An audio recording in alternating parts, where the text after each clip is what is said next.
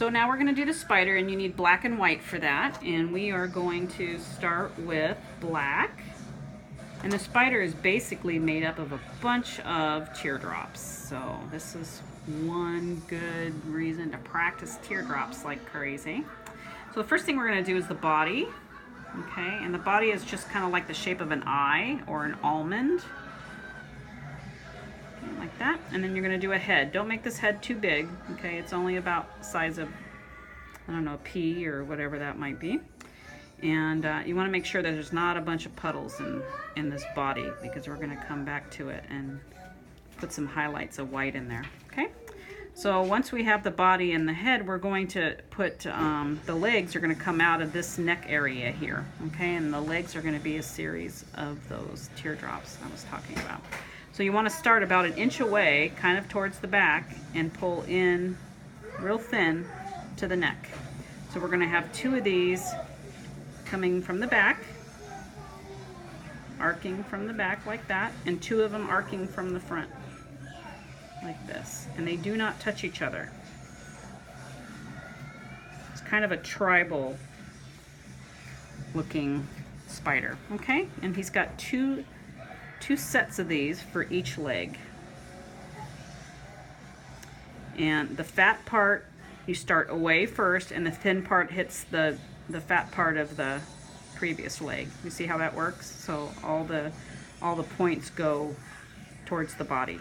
Okay, same thing with this guy. Don't cross them up here.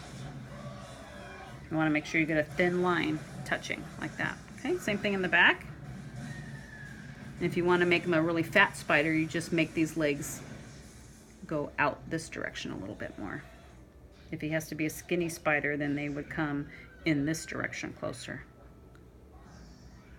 Okay, and then the last thing we're going to do with the black is we're going to put kind of these spikes on the end. They make them really scary. So you want to make sure that you're way up on your tip and you pull it as far as you can. You have to make sure you're moving your brush this way. You can't go like this. You cannot flick. You actually have to pull your brush along with you, and you want to pick up your brush at the end to get those nice little points. I ran out of paint and water. Okay, and they can cross like this. That's fine. That looks kind of cool. They don't have to cross, but okay.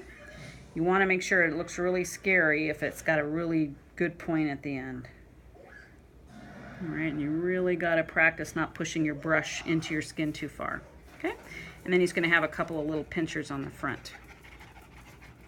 All right, so you want to make sure the body's dry, and any place where we're going to do these little highlights with the white, and you want a lot of paint, a lot of water, and pull your brush across your pot because you need a nice flat edge on your brush. And we're just going to stay way up on our tip and just barely give a little highlight onto all of these. Oh, look what I did. So just ignore that. Try not to put your finger in your paint. Okay, wherever the fat part of the teardrops are, that's where you start, and then you end going towards the skinny part. Do you see what I'm doing there? Do not paint if it's wet. Wait till it dries. Okay, I have a little wet spot right there, so I'm just going to paint above it. You can see the wet spot because it appears wet, liquidy. Okay, got that? And then you can stay way up on your tip and just barely touch these.